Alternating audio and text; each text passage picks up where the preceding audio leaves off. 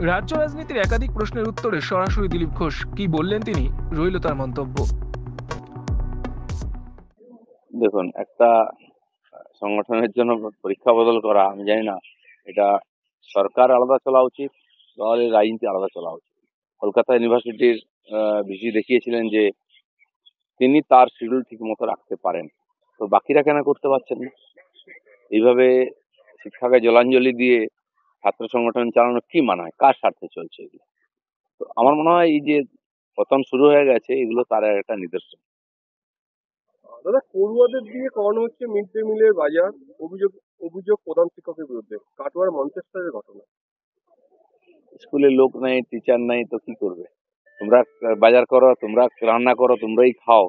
বাচ্চারা কি পড়াশোনা করতে যায় নাকি বাজার করতে, রান্না করতে যায়? ওটা কি পিকনিক করা যায় হয়েছে স্কুলটা নাকি? এগুলো দেখার দরকার আছে। পড়াশোনার কোনো পরিবেশই নেই স্কুলে। দাদা, বিহারে ইতিমধ্যে এসআইআর এর কাজ সম্পন্ন চলছে, ক্লেম ও অবজেকশনের দাখিলের প্রক্রিয়া সম্পন্ন হতে বাকি 9 দিন, আর কেবল সিপিআই এর পক্ষ থেকে 9টি ক্লেম ও অবজেকশন করা হয়েছে।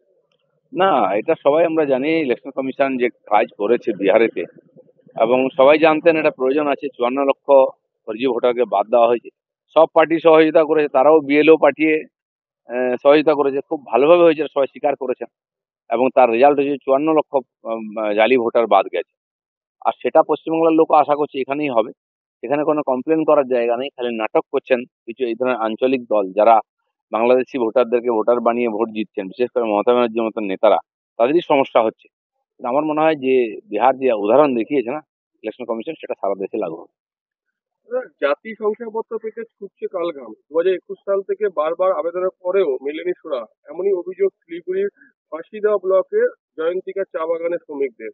শনিবার এর আগে টিএমসির এমএলএরাই বারবার বিধানসভায় কমপ্লেন করেছেন যে এখানে কাস্ট সার্টিফিকেট পাওয়া যায় না।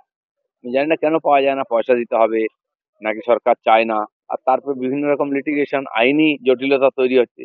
যেমন ওবিসি নিয়ে হলো, মেডিকেল কলেজে যারা পরীক্ষা দিয়েছেন তাদের এডমিশন হচ্ছিল না, ক্লাস হচ্ছিল না। সরকার ইচ্ছা করে কিছু জটিলতা তৈরি করছে।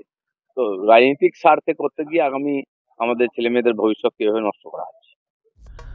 ইকো পার্ক থেকে নিজস্ব প্রতিনিধি রিপোর্ট, এএনএম নিউজ।